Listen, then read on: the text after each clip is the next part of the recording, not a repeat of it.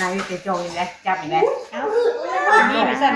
ทำปากเจาะๆอยู่บาดนี้พี่น้องเอ้ยเมื่อวานนี่ยังโทรให้พาไปหาหมออยู่มาวันนี้ออกมาเป็นตูแล้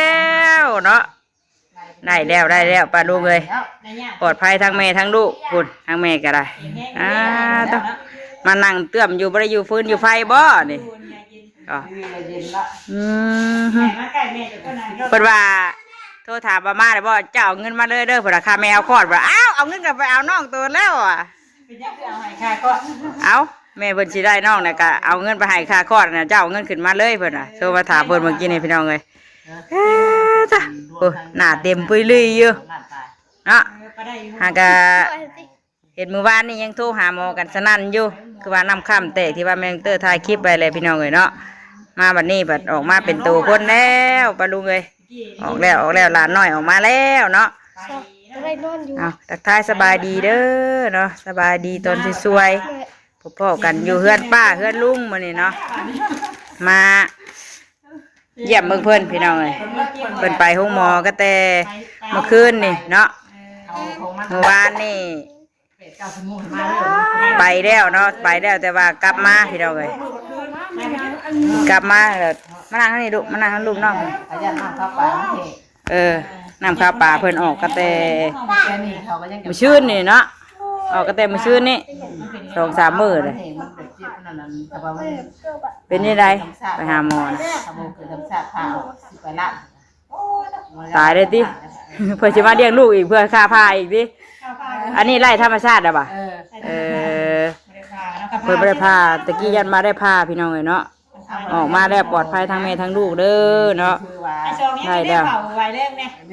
อ้ายเพิ่นยังเผาไปเลยมาเจ้าน้องเพิ่นรักน้องเพิ่นเมื่อนี่เพิ่นได้ผู้ชายเวลาเขาได้น้องมันยิ่งน่ะสิให้อันไอ้ต้าเพิ่นว่าไอ้ต้าก็นอนจนฟันเมื่อคืนนี่ประดุงเลยฟันว่าไอ้สองนั้นได้น้องผู้หญิงเอาให้เฮาเพิ่นว่าไอ้ต้าเพิ่นจะได้ผู้หญิงไอ้สองเพิ่นจะได้ผู้ชายพ่อยังบ่มาบ่พ่อเพิ่นมายังบ่ฮอดพี่น้องเลยเนาะพ่อเพิ่นอยู่ฝั่งไทยไปเฮ็ดเวียกอยู่ฝั่งไทยโทรถามอยู่มื้อเช้านี่มาแล้วบ่ว่ะพอดีได้จักโมงเมื่อคืนนี่11 โมงสักเท่าไหร่ก็30 ปลายบ่40 ปลายบ่เกือบฮอดหมอนัดเนาะเกือบฮอดมื้อหมอนัดหมอนัดที่21ได้วันที่20กลางคืนวันที่20เกือบตรงอยู่ใกล้แล้ว11 โมง40เท่าไหร่ก็ได้11 โมงครึ่งพี่น้องเนาะเกือบเที่ยงคืนเกือบแม่นได้วันที่นั่นเลยมากไงเที่ยงคืนจักโลนี่3 โลไปแล้ว3 โล2ประดุงเลยเนาะก็จังว่าออกเนี่ยบ่จิตกับมาบาทนี่คิดว่าฮอดได้คือมาฮอดก่อนแท้เด้อจ่อยเด้อพอยังมาบ่ฮอดอยู่พี่น้องเอ้ยมาแต่ฝั่งไทยขามาได้แต่ว่ายังบ่ฮอดมาเฝ้าหมอกรรมได้มื้อหมอกรรมหมอเวทได้นี่กรรมเว้นแจ้งหน่อยนะเยอะเนาะแต่เก่านี่โอ้ยนั่งย่างไฟได้พี่น้องเอ้ยเผาเวทสิอันไว้ได้แต่เอาร้านอันบ่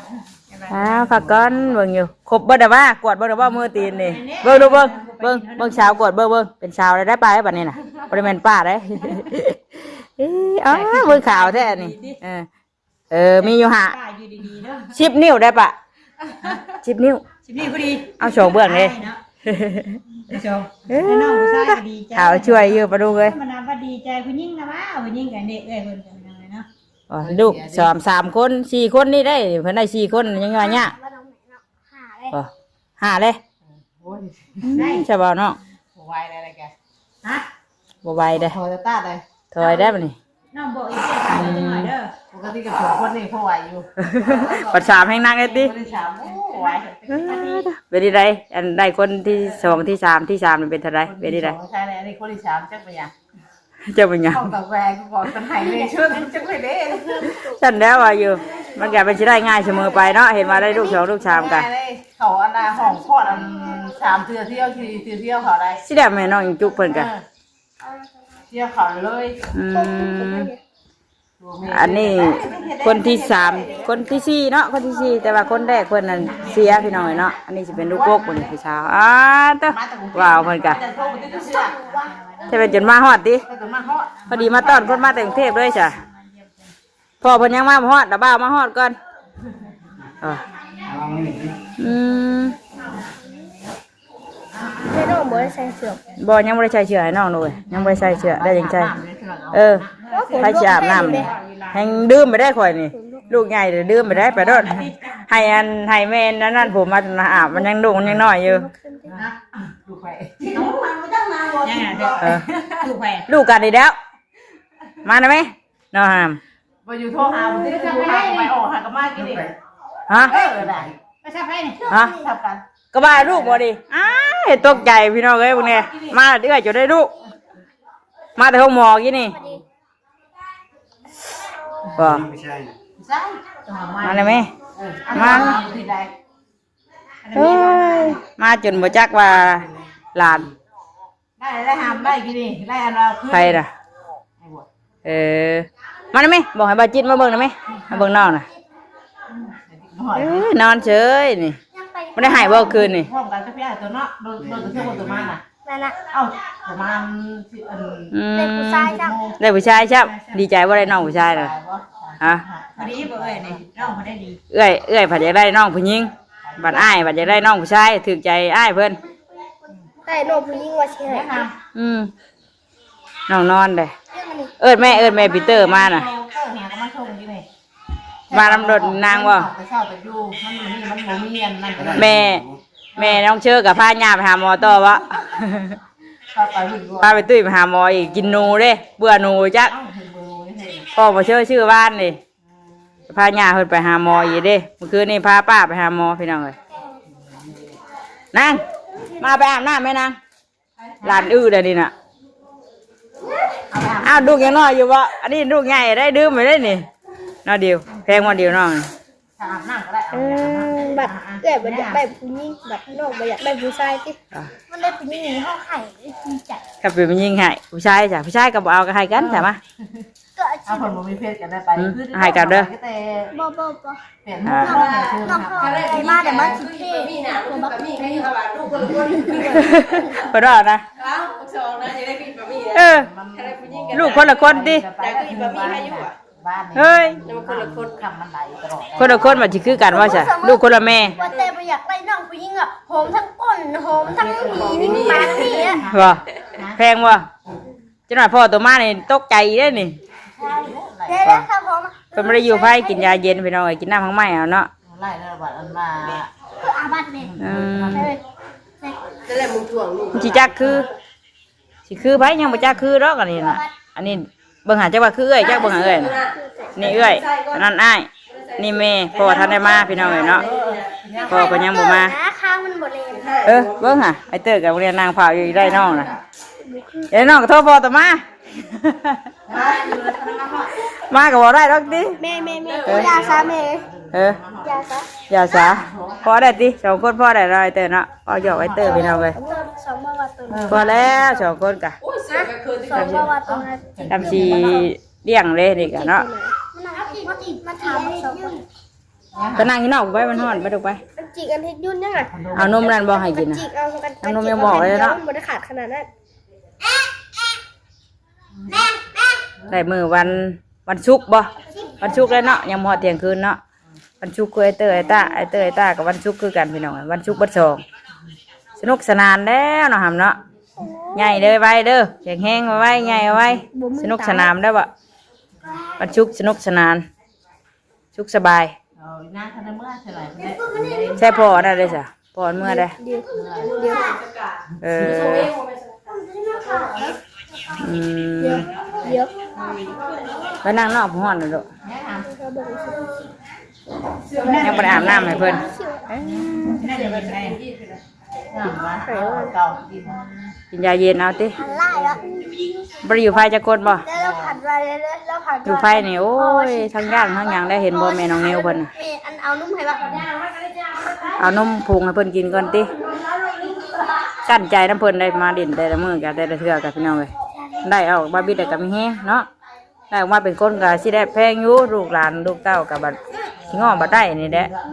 นอนแต่มื้ออยู่มื้อนี้บักใหญ่หนึง ไปรับแล้วนะ จนใหญ่ ถามใจอยู่ เวลาพ่อดิวบ่ ไทย ไปหน้าไป น พ่อพ่อมา น้ำมัน ขอลูกไป ฮะ ถึงเพื่อน อยู่ใช่ เพื่อมันแล้ว พวกที่เกิดนี้ได้หลาย ปัดพ่อเพิ่นคือมาช่วยแท้สามารถฮอดช่วยแท้เนาะตอนนี้ก็จักโมงเบิ่ง10 โมง 10 โมง 40เลยมาช่วยแท้เออ หากมาห่ออีกแล้วมาเอาแต่เส้นเล็ก หาเก็บพอยหน้ามาทำกัน มาให้ละยางมาแล้วเว้าอยู่ ข้าวเจ๊ป่ะ เนี่ยมาแล้วจะมีเงิน ตัววิ่งเงินคือหมู่มาเสียค่าเมียได้ลูกอีกแม่นง่ายอีกนี่จุบอยู่บ่ค่าได้ลูกแล้วเนาะแพงอยู่บ่เอ้ยไปได้ ล่ามอะไรก็ รู้ไหม กระเทกแล้ว เดี๋ยวก็ธรรมดาแล้วมันแน่เพื่อหันนี่เนาะค่ามือค่าตีนค่าหันค่านี่เพิ่นพี่น้องเอ้ยค่าหืดค่ายาเพิ่นแม่นแล้ว เขาจะตาย ไป ไปมึงก็ตายด้วยกันแล้วตายแค่นี้เขาเห็น แม่นะ พยานแม่ตายก็ แม่ตาย ชัดเนาะลูกก็ได้ อันบักสมว่า ให้ก็แต่ว่านี่ได้ลูกเพิ่นน่ะให้ก็แต่ตอนแม่น้องเตอร์มาเยี่ยมเพิ่นตอนแรกนะพี่น้องเอ้ย ประเด็นแม่ไปเจ็บ เห็นแม่ยังบ่ได้เจ็บท้อง แต่ว่าแม่สิไปหาหมอแล้วให้ยันแม่ตายเพิ่นล่ะโอ้ยลูกก็ได้เนาะ ให้เขียนมึง ไอ้เตอร์กับไอ้ตาได้แบบนี้น่ะ ไป สมว่าอันลูก เที่ยวไปเที่ยว โยกก็ออมก้นแล้ว มาสามทิพย์ เอาสี่เดือนแล้ว ชัดเนาะ ชื่อนั่นได้ชื่อบอกคนสามทิพย์ มันนอกอะไรเมื่อไปที่อันไปนั่งข้างนอกกลับไปนั่งเลยกันมาบอกนี่ทั้งมินเลยอ่ะ ยองน้ำว่าเนาะสกปรกแล้วอยู่ห้องหมอเจ้ามันยังยา ไปที่รถเบเชอร์ เออ ไปบอกมินเอ๋ แม่นแล้วไอ้เตอร์นั่นเข้าไปก็อ้วกก็ได้น่ะ แล้วก็เข้าไปรถนั่นเชื่อนั่นเอาสุกมุ่งไปยังน่ะเชื่อกินมินเอ๋ยังเมื่อยังสิได้ไอ้ก็จะรับเด็ดสิได้ เจ้าบ่นำคนบ่เคยขี่รถจำติไอ้เตอร์ก็ยังไปไว้ได้เด้น่ะ จะเป็นชวนไปแต่ยังไม่ได้ไปน้ำเพิ่นได้ เนาะ แล้วก็นั่งว่านั่งเดี๋ยวผมบอกว่านั่งนอก นางนอกได้ใครแน่นางในช่างมันฮ้อน มันนั่นเด้มันเฮาหมิ่นมัน ไปรถชาวมันชาวรัดเอาไปคือ บ้านนี่รถโทน อันเนี้ยเพิ่นพาเพิ่นถามอยู่เด้อป้าเตอร์ได้สันเอ้าป้าก็ย่าลูกบ่เอาบ่ได้ไปนํเพิ่น ฮะ โทรบอกเพิ่นสิโทรเพิ่นไปทันพี่น้องเนาะฉันน่ะแม่นได้พาเพิ่นว่ะ มาโชว์ก็เห็นเบ้ากันได้ เอาแม่ป้าเอาให้บ่วันนี้เป็นผู้ชายนี่กะป้าแล้วสิเอาเมื่อยได้นี่น่ะ 11 โมงบ้านนี่ เช้า เช้าเอาป้ากันเนาะเพิ่นว่าเช้าได้เพิ่นเป็นนั่นเด้ อันนี้น่ะเป็นผู้ชายเอามาให้กั อันนี้น่ะเป็นลูกลุงพี่น้องเนาะลูกลุงน่ะเอิ้นป้าเอิ้นเพิ่นป้าลูกลุงอ้ายแม่ มาเบิ่งแม่มันเป็น พ่อเพิ่นเป็นอ้ายของแม่น้องเตอร์ เบิ่งแม่ ญาติพี่น้องกันนี่แหละเป็นหีมุ้ยเลยติมันบ่มีหำแล้วพ่อจองผัวเพิ่นยังถามกึบอยู่ได้ว่าสิถามแม่นางไปห้องหมอบ่ไปชักนำได้แล้วอ่ะ เอาไว้ยังบ่ตกใส่หัวคนบ่อนเตือแม่อันไปแม่ อย่าขึ้นห้ำอย่าปีน อย่าขึ้นช้อ ตกได้หาทำไมจะหน่อยชาวเอาน้องเมื่อได้นี่ไหม อย่าขึ้นลูกหลานอย่าขึ้น ลงมา มาแล้วเนาะเสือจังเดียวในเสือไอ้เตี้ย อย่าขึ้นลูก เจ็บมาใหายมัน มาเบิ่งนั่นนะ แม่น้องอินเตอร์เพิ่นเอาทงยามันเอาให้ได้บ่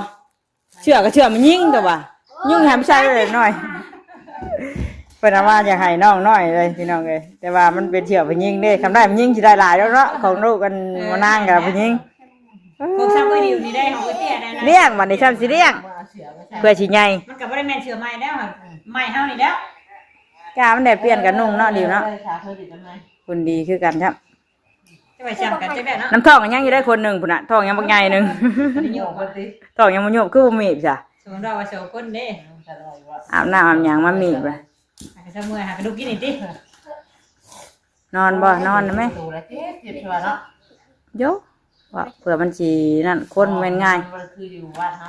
แต่เก่านี่เพิ่นได้เบิด2 3คนก็ได้อยู่บ้านพี่น้องได้ธรรมชาติเนาะ บ้านเฮาบ้านอันบา คนที่4บ่ได้อยู่ห้องหมอ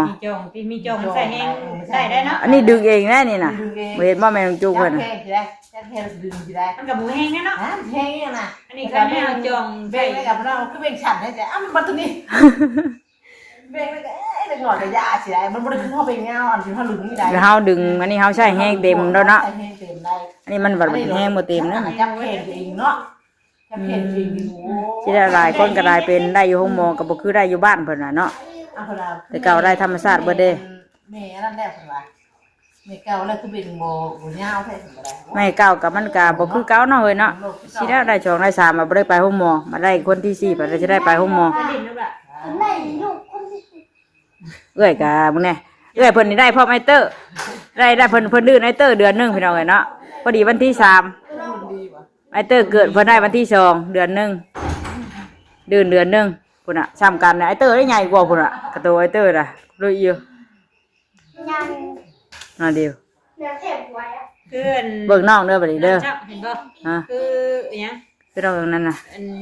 หนู ไอติมชับ คือไอติมจ้ำพี่น้องเอ้ยพวกนี้แม่นบ่อยากคล้ายๆกันอยู่ได้กับน้องไอติมเนาะ อ้วนอันนี้น่ะเนาะ เออ บ่ได้อ้วนเท่าว่าจ้อยซื้อแต่ว่าหน้านี่ แม่นเด้อ เท่าใด แบบเดียวกับไอติมเลย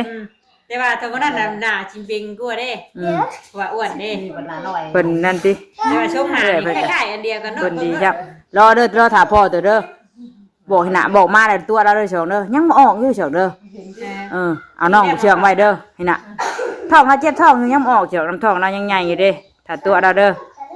เอาแล้วถามว่ามัน เอา ดู ตะ ห กี้ ก ว่า แล้ว ทำมาเจ็บก่อนจิบมาหอดก่อนสิบหกผ่านมาบัดเบิดก่อนใบเสียมือเสีย โอ้ยังรับมือเนาะ บัดเบิด วันที่เท่าไหร่ฮะ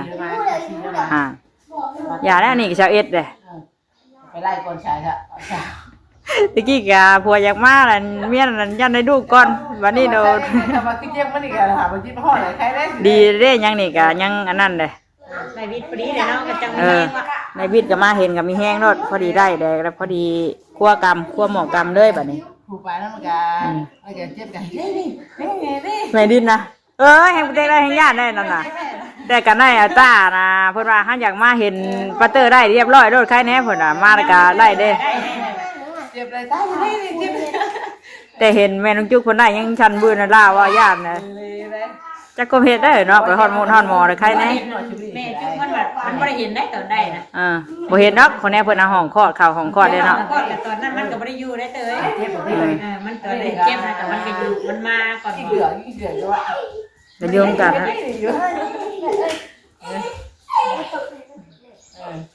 อยากทำแล้วก็ โรงเรียนเด็ก กินน้ำร้อนบ่ ตรงนี้เท่ากับไป กินน้ำร้อนกินอาบน้ำเย็นติกินน้ำร้อนอาบน้ำเย็นเอาพี่น้องเอ้ยเนาะ อยู่บ้านเฮานั่นใครแน่นะเป็นบ่ายเป็นหยัง นี่หยอกกันห้าม ได้บ่ายจะไปหามาชมมือชื่อ ชมพระเจ้ากล้าสิได้แล้วประจำบ่ายมีแต่เฮาแล้วเห็นเรียนจุ๊บ คือคนได้เดือน2เดือนใช่มั้งแน่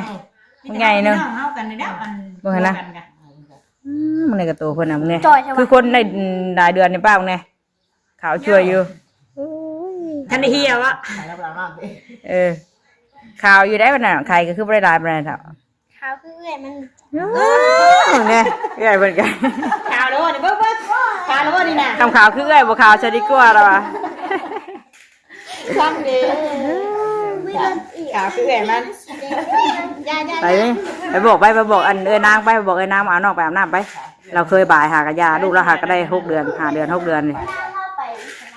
แล้วอันนั้นก็จักว่ามีหญ้าแล้วไปยัก แม่ย่าบ่ได้มาบ่น่ะมึงบ่จักบ่ จะดูเนี่ยหลานเนาะ หน่อยเนาะหา6เดือนเนาะ ย่าก็ยากหลานยากลูกน้อยหลานน้อยติเฮ็ด ทำมีครูออกมามาได้ นมยังบ่ออกแล้วเนาะเฮ้ยเนาะต้องกินนมนี่ก่อนติให้กินนมมัน 130,000 ภูมิก่อน มาพี่ว่าพี่ ถือหัวน้องได้ ค่าใช้จ่ายก็2ล้านปลายพุ่นติ 3 ล้าน 3 ล้าน 4 2 ล้าน 3ล้านบ่ 2 ล้าน 3 2ล้าน ข่าว 3 กดข่าวยังได้บ่ รวมแล้วเนาะค่าคลอดค่าหยังเพื่อมันนี่นะดีกว่าเบิดเป็นหมื่นเป็นชองเนาะ ก็กันพาวัดเงินแล้วเนาะ ลาบมี แม่นกว่าจันน่ะแม่นได้ผ้าเนาะ โยกันบ่ไปก็ได้พาคือมันว่าแล้วนะ บุญได้แล้วนี่ สิ ค่ะ บล้านนะจ๊ะอันว่าอันนี้เขากินน้ำมันหมอมาเลยผมเรียนเรียนเถอะเลยไปน้ำหมอมาจากทางอื่น อือ โทรเอาหมอมาแต่กินน้ำเสร็จแล้ว อืม หวัดลาวทางเลยค่ะขาดมาถึงเนาะ ดีได้ฉันออกมาได้ค่ะเนาะยึดรางแล้วก็มีแห้งแล้วบัดนี้ดีแล้วปลอดภัยเลยเนาะนางเนาะมีแต่เลี้ยงแล้วบัดนี้มีแต่ทาเลี้ยงบัดนี้เลี้ยงเอาบัดนี้ตัวใหญ่พอแห้งแน่นอนอยู่เนาะเบิดนุ่มหลายอยู่ดอกจ้ะให้นุ่มเมตัวออกเด้อให้น้ำนมออกไว้ตอนนี้น้ำนมยังบ่ออกเนาะ มีนุ่มดอกไหมคะ ให้ดูดเรื่อยๆเลยมันจะออก ไปก้าวกระเดียงดูด้วยน้ำมูกอยู่เนาะ เก่ากระเดียงดูนุ่มเองเด้ บอกได้กินน้ำชื่อว่า เอาพี่น้องเอ้ยเนาะมาเบิ่งเพิ่นก็ปลอดภัยได้บัดนี้กะแห้งทั้งแม่ทั้งลูกก็นอนนับปุ๋ยอยู่พุ่นน่ะ เดี๋ยวสิจบคลิปก่อนนี่มาดินน้ำหลานน้อยเนาะนอนพี่น้องเอ้ยนอนชอดๆอยู่ตอนเว้นเด้อตื่นได้เอาขมุงกวบใบยันไว้ คือ ยุ่ง ชองไม่ใช่นี่น่ะ คือช่องกันได้ขนาดช่องมาช่อง พอจังหวะนั้น แบบเดียวกัน ชอบปีเซฟกับแบ่งกันเลย ไอ้ช่องเฮ้ยคือไอ้ช่องคือการเบิ้ลแหละแม่ลูกกับบ่ไปลาพี่ลาน้องแล้วสน้อยพ่อกันอีกคลิปหน้าพี่น้องคลิปนี้ก็มาดินน้ำเพิ่นมาเยี่ยมบางคนกันเบิ่งมันยังติดนี่ ไม้พันตาเพิ่นบ่โป่งกับคิวเพิ่นบ่มีแหว ไป ว ไป จะมีเนาะ เกิ เกิ ด ด แห้ มื้ ง อนี้ มันเงี้ยเด้อเป็นเรื่องใหญ่ใบเด้อทำเด้อใหญ่ใบเด้อ ป้าเกิดวัน ในมือหนึ่งกับว่าไงเลยติ เกิดวันเนาะเกิดวันนี้เนาะ